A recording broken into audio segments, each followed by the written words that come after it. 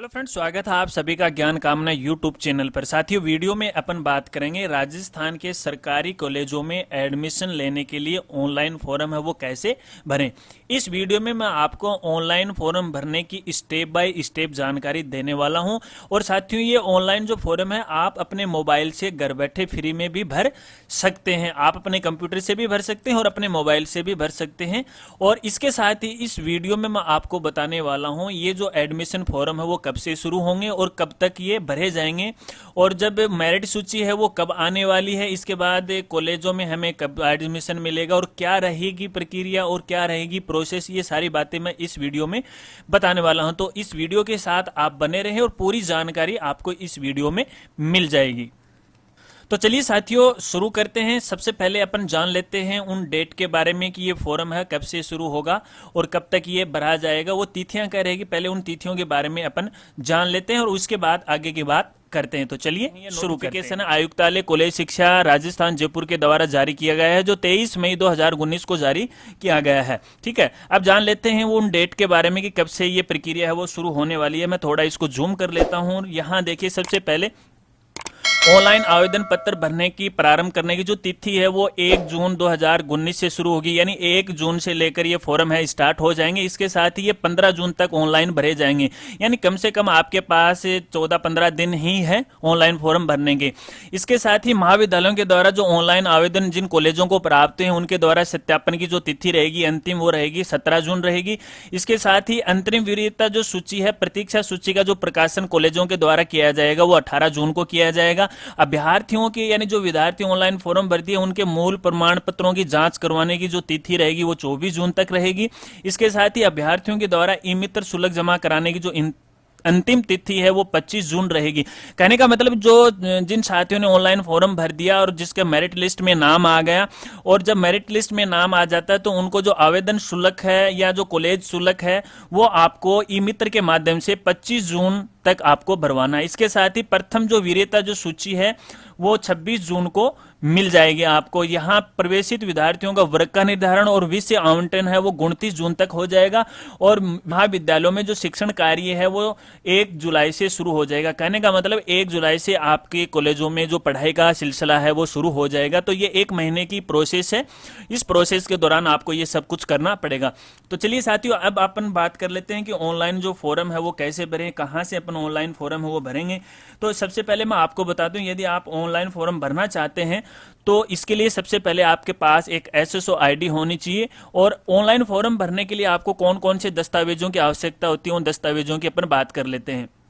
तो देखिए साथियों, यहाँ सबसे पहले आपके पास ऑनलाइन दस्तावेजों के लिए मैं आपको बताने जा रहा हूं। यहाँ आपके पास आपकी अपनी एक पासपोर्ट फोटो होनी चाहिए जो 6 माह से पुरानी नहीं होनी चाहिए, यानी लेटेस्ट फोटो आपकी होनी चाहिए, जिसकी जो साइज है वो 100 केबी से लेकर 150 केबी के बीच में होनी चाहिए, यानी 100 केबी से तो कम नहीं होनी चाहिए और 150 केबी से ज्यादा नहीं होनी चाहिए। आप ये आवेदन अपने मोबाइल से भी भर सकते हो। इसके साथ ही आपके हस्ताक्षर होनी चाहिए, जिसकी अधिकतम जो साइज है 50 केबी से लेकर 100 केबी के बीच में होनी चाहिए। एक आपका आधार कार्ड होना चाहिए, अगर आपके पास अपना आधार कार्ड नहीं है तो स्लिप भी चल सकती है। इसके साथ ही आपके पास ऑनलाइन अपलोड करने के लिए आपकी जो जाति प्रमाण पत्र है SC ST OBC का, वो भी आपके पास होना चाहिए, जिसको भी आपको अपलोड करना पड़ेगा, जिसकी अधिकतम जो साइज है वो 500 केबी होगी, यानी 250 केबी से लेकर 500 केबी तक ये साइज आपको रखनी है। इसके साथ ही आपकी 12th पास आउट की जो मार्कशीट है कॉपी है वो भी आपको रखनी है। ठीक है, 12th पास आउट की जो मार्कशीट है वो आपको अपलोड करनी पड़ेगी, जिसकी साइज भी है 250 केबी से लेकर 500 केबी तक के बीच में होगी। तो ये तो थे डॉक्यूमेंट जो हमें ऑनलाइन फॉर्म भरते समय हमें चाहिए, अपलोड करने पड़ेंगे। तो ये दस्तावेज आप अपने साथ जरूर रखिए ऑनलाइन फॉर्म भरने से पहले, ये तैयार रखिए और इनकी जो साइज है उन साइज के आधार पर ही आप रखें। अब चलते हैं अपन ऑनलाइन फॉर्म भरने कहां से अपन भरेंगे। तो साथियों, आप अपने मोबाइल या अपने पीसी में कोई भी एक ब्राउजर ओपन कर लीजिएगा और यहाँ आपके पास 2 तरीके हैं ऑनलाइन फॉर्म भरने के। एक तो आप विभाग की डायरेक्टली वेबसाइट पर जाकर के, या एक मेरी खुद की वेबसाइट पर। मेरी वेबसाइट पर आपको डायरेक्ट लिंक मिल जाएगा। अगर आप विभाग की वेबसाइट पर जाओगे तो आपको 2-3 स्टेपों को फॉलो करना पड़ेगा। तो यहाँ देखिए मेरी वेबसाइट का नाम है www.rajguruji.com है। जैसे ये साइट आप ओपन करोगे तो यहाँ इस साइट के ऊपर आपको नीचे नीचे आप जब जाओगे तो यहाँ देखिए साथियों, यहाँ आपको दिखाई देगा सरकारी महाविद्यालयों में प्रवेश स्नातक।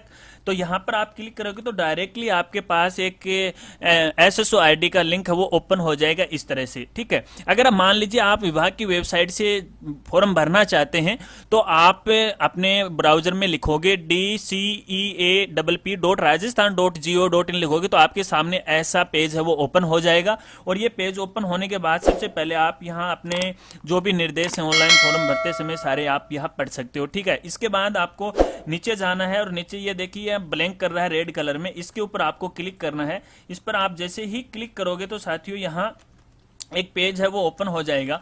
देखिए साथियों यहाँ ये कई स्टेपों को आपको फॉलो करना पड़ेगा। यहाँ तो यहाँ आप जिस भी डिस्ट्रिक्ट में आप आवेदन करना चाहते हो, जिस जिले के अंदर कॉलेज में आप सरकारी कॉलेज में आवेदन करना चाहते हो वो सिलेक्ट कीजिएगा। और सिलेक्ट करने के बाद यहाँ पर उस जिले में जितने भी सरकारी कॉलेज हैं वो आपको शो हो जाएंगे। किसी जिसमें भी आप एडमिशन चाहते हो उस पर क्लिक कीजिएगा और क्लिक करने के बाद वापस वही SSO ID आ जाती है। तो मैं तो ये कहूँगा आप मेरी वेबसाइट पर जाकर के डायरेक्टली SSO ID में लॉगिन आपको होना है। इसके लिए आपको SSO ID आपके पास होना जरूरी है। अगर साथियों आपने अपनी SSO ID नहीं बनाई है अभी तक तो आप SSO ID बनाने पहले और उसके बाद ही आप आवेदन करें। अगर आपको SSO ID नहीं बनाना आता है तो आप वो मेरा जो वीडियो वो देख लीजिए। उस वीडियो का लिंक मैं वीडियो के डिस्क्रिप्शन में और ऊपर आई बटन में है वो आपको मिल जाएगा यहाँ। तो क्योंकि जब आप SSO ID बनाते हो तो उसमें काफी सारी बातों को आपको ध्यान में रखना होता है। मैं यहाँ नहीं बताने वाला हूँ, आपको उस वीडियो में मिल जाएंगे। क्योंकि एक बार जब SSO ID बन जाती है और उसमें कोई कमी रह जाती है तो हमें काफी दिक्कतों का सामना वो करना पड़ सकता है। तो चलिए मान लीजिए आपके पास SSO ID आपकी खुद की है तो यहाँ सबसे पहले आप अपने जो SSO ID की यूजर ID है वो डालोगे। फिर यहाँ आपको पासवर्ड डालना है और ये जो कैप्चर दिखाई दे रही है ये कैप्चर आपको इस कॉलम में आपको डालनी है। तो चलिए मैं यहाँ डालता हूँ और फिर अपन SSO ID में लॉगिन हो जाएंगे। जैसे ही साथियों अपन SSO ID में लॉगिन होंगे तो यहाँ आपको बहुत सारे जो एप्लीकेशन है वो यहाँ दिखाई देंगे। यहाँ केवल आपको एक एप्लीकेशन फाइंड आउट करना है जिसका नाम है DCE ऐप, ठीक है। DC ऐप आपको करना और ये देखिए ये यहाँ हो रहा है, देखिए ये दिखाई दे रहा है। मैं इसको थोड़ा जूम करके आपको दिखा देता हूँ। देखिए चलिए थोड़ा सा जूम और कर देता हूँ। तो ये देखिए ये आपको इस पर आपको क्लिक करना है साथियों, ठीक है। इस पर आपको क्लिक करना है और क्लिक करने के बाद आपके सामने एक पेज है वो और ओपन हो जाएगा। तो चलिए मैं इस पर क्लिक करता हूँ। ये हमें वेबसाइट पर वापस ले जाएगा, डिपार्टमेंट ऑफ कॉलेज एजुकेशन की वेबसाइट पर हमें ये वापस ले जाएगा। और यहाँ आप ऊपर देखोगे तो साथियों यहाँ देखिए राइट साइड के अंतर्गत आपकी जो SSO ID है वो SSO ID यहाँ शो हो जाएगी। यहाँ SSO ID आपको दिखाई देगी। तो इसका मतलब ये है कि आपने अपने कॉलेज डिपार्टमेंट की साइट में SSO ID से लॉगिन हो गए। ये जब तक ये लॉगिन नहीं होगी तब तक यूं माने कि आपका फॉर्म है वो नहीं भरा जाएगा।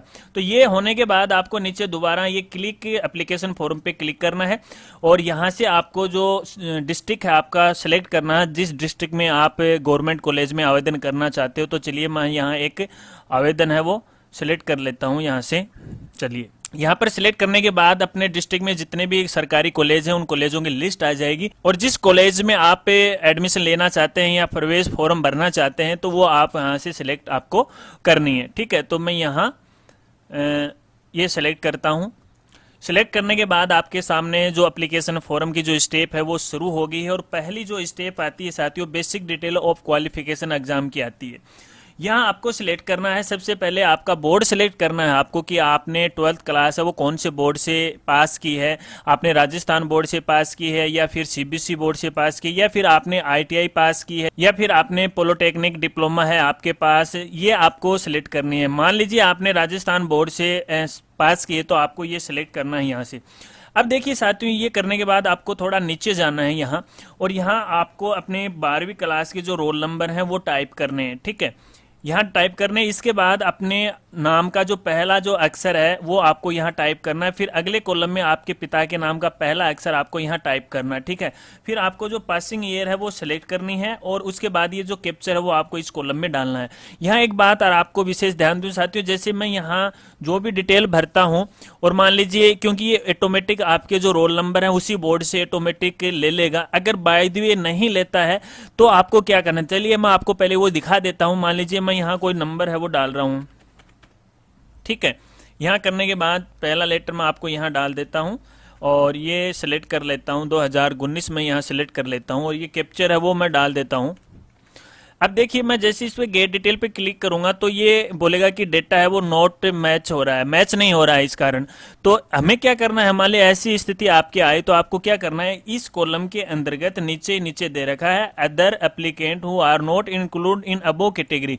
मान लीजिए कि आपने आरबीसी बोर्ड को सिलेक्ट किया, आपका डाटा है वो फेच नहीं हुआ, ऑटोमेटिक नहीं आया, तो आपको अदर एप्लीकेशन पर आपको इस पे क्लिक करना। तो चलिए मैं यहाँ क्लिक करता हूँ और ये करने के बाद आपका पास फॉर्म वो ओपन हो जाएगा।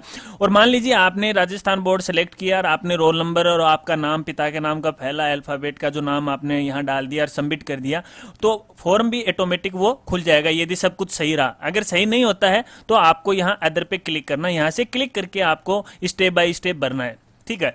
अब इसमें इस कॉलम में आपको अपने फादर का नाम है जो आपकी सेकेंडरी क्लास में है, 10वीं की मार्कशीट में है, वो आपको यहाँ डालना है। फिर अपनी मदर का नाम आपको यहाँ डालना है। तो चलिए मैं बारी बारी करके एक एक डालता हूँ और फिर आपको साथ साथ में मैं बताता हूँ। तो यहाँ आपको बाय डिफॉल्ट मेल या फीमेल हो ये आपकी SSID से ऑटोमेटिक ले लेगा, अगर ठीक है तो ये आपको सुधार कर लीजिएगा। बाय चांस मान लीजिए आप फीमेल हो और मेल हो गया तो इसका मतलब है कि आपकी SSID में गलती है, तो आप SSID को सुधारिए। इसके बाद आपको यहाँ अपनी जन्म तिथि है वो लिखनी है, सही सही आपको डालनी है। यहाँ अपने मोबाइल नंबर डालने हैं और यहाँ अपने मेल ID डालनी है। तो साथियों मैं आपको यहाँ बता दूं कि आप अपने मोबाइल नंबर और मेल ID जरूर और सही डालें, क्योंकि आगे वाले जो नोटिफिकेशन इस कॉलेज के फॉर्म के जो आएंगे, जो आपके मोबाइल नंबर पर SMS आएगा और एक मेल आपके पास आएगी, तो ये सही सही आप डालिए।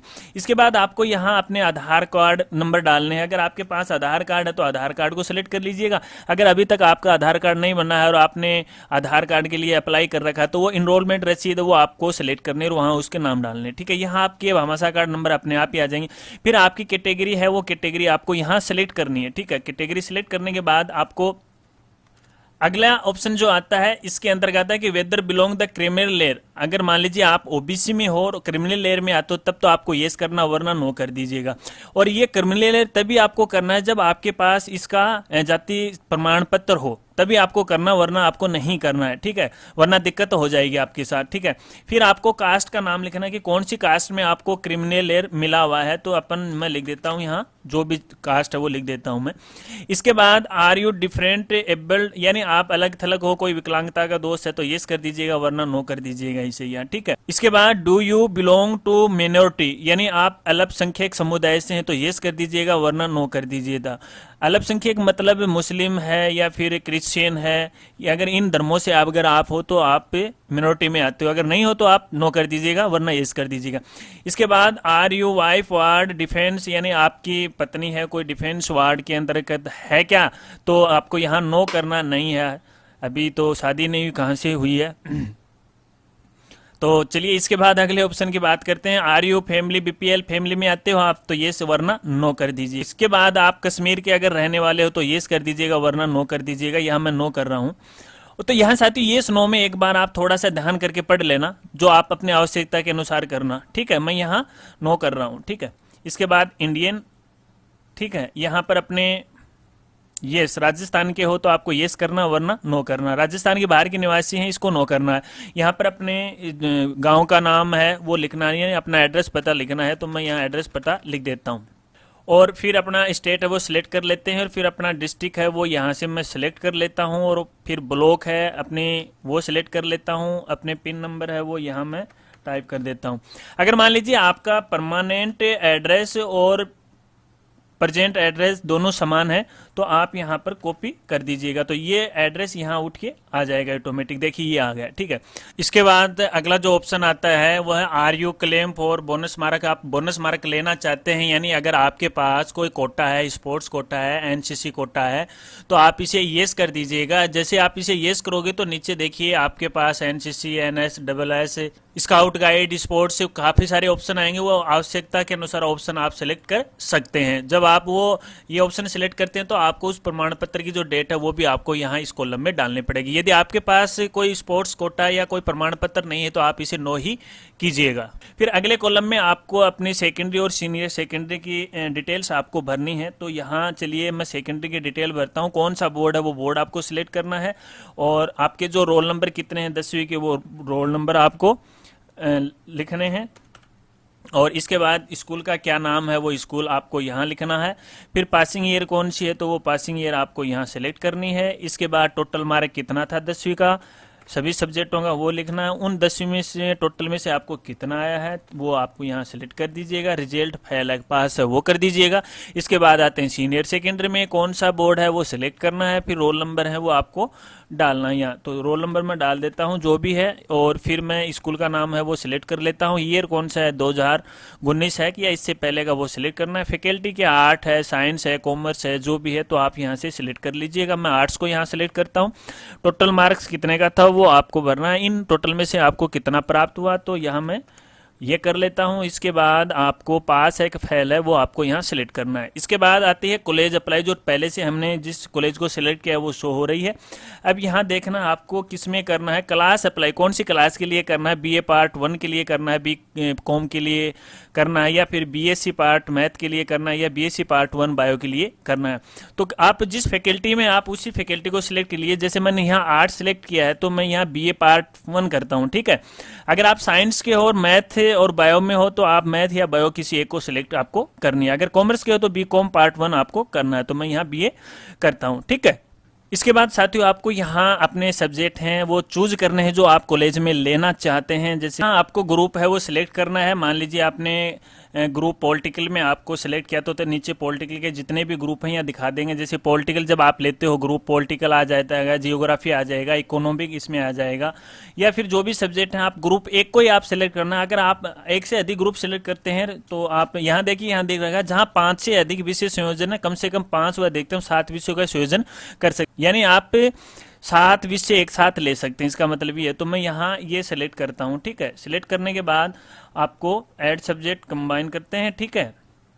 अपने सब्जेक्ट है वो ऐड हो जाएंगे यहाँ। तो देखिए अपने सब्जेक्ट है वो ऐड हो गए। ये ऐड करना जरूरी है साथियों। अगर आप इसको यहाँ ऐड नहीं करते हो तो आपको ये दिक्कत खड़ी हो जाएगी, तो इसलिए आपको यहाँ ऐड करना है। इसके बाद आपको अदर डिटेल देनी है। अपने गार्जियन की दे दे या फिर अपने पेरेंट्स, अपने माता पिता की किसी एक की आप दे दे। तो मैं यहाँ पेरेंट है वो सिलेक्ट करता हूँ।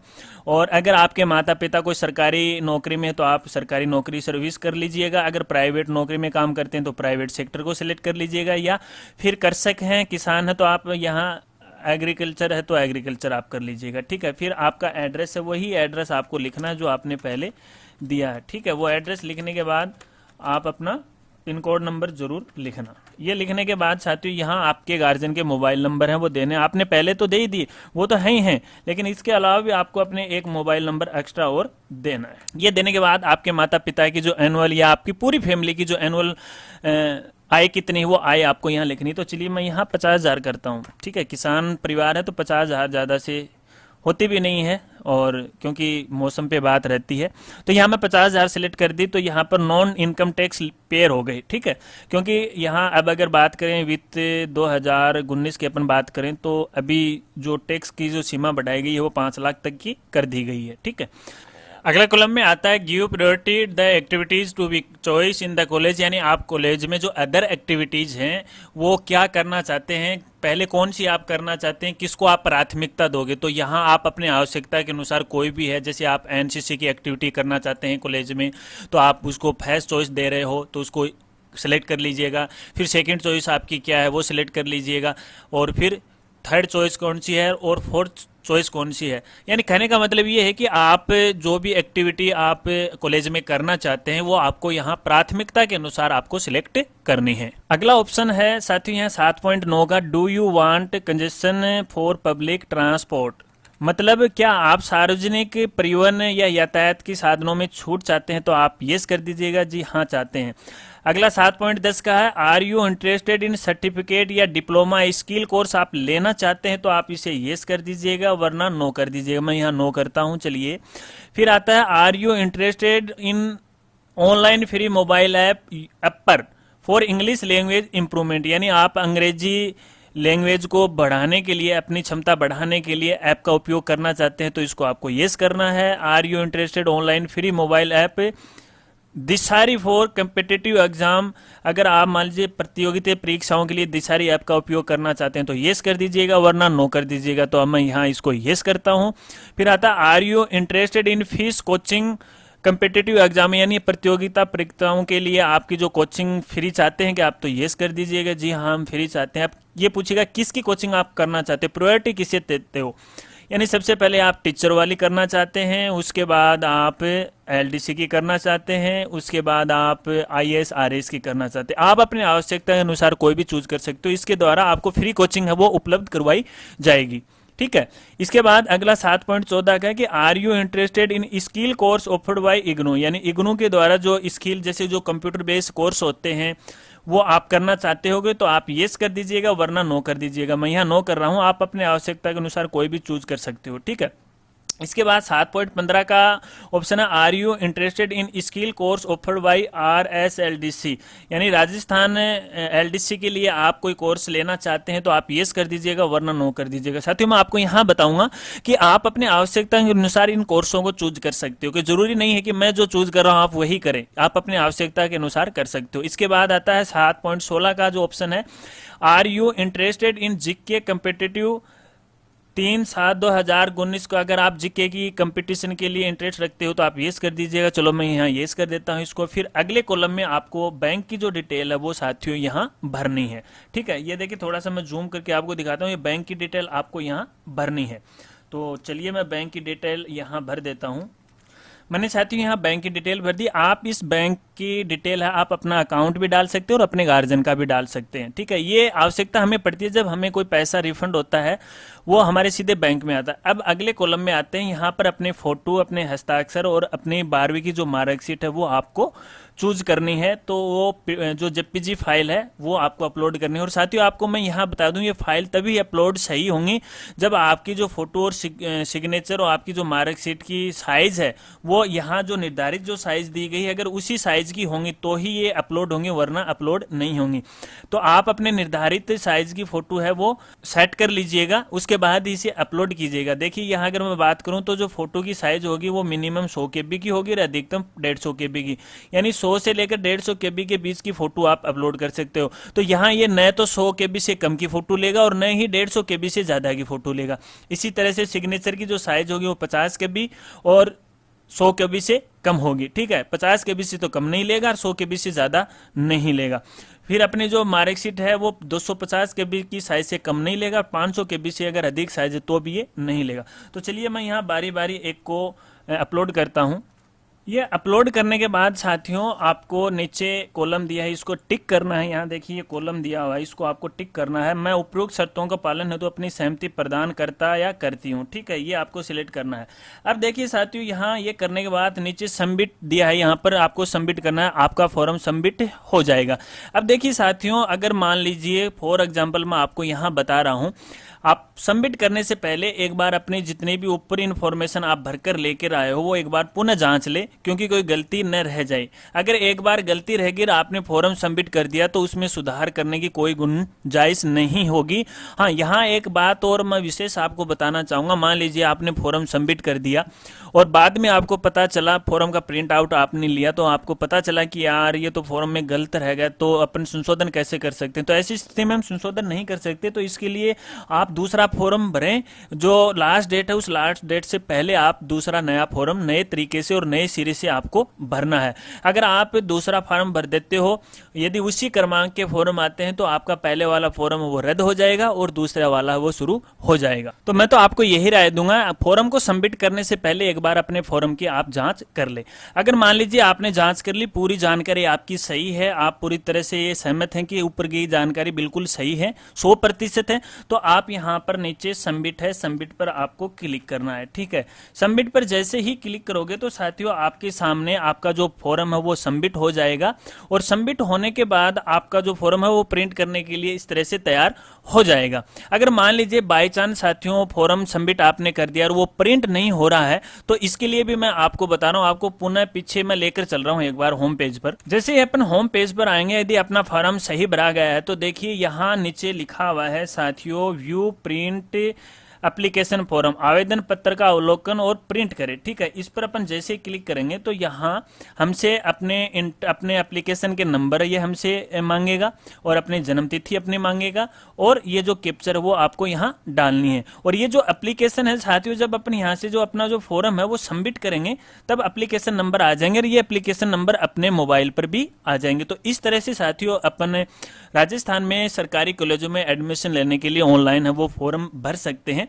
मैं यहाँ केवल आपको एक डेमो मैंने आपको समझाया है, मैंने फाइनली इसको सबमिट नहीं किया है, क्योंकि अगर मैं इसको फाइनली सबमिट यहाँ कर देता हूँ तो देखिए यहाँ गवर्नमेंट के रूल के अनुसार अपन इस प्रकार के फॉर्म वो भर नहीं सकते ताकि उनको परेशानी, तो हमारा उद्देश्य किसी को परेशान करना नहीं है, केवल आपको समझाने के लिए है।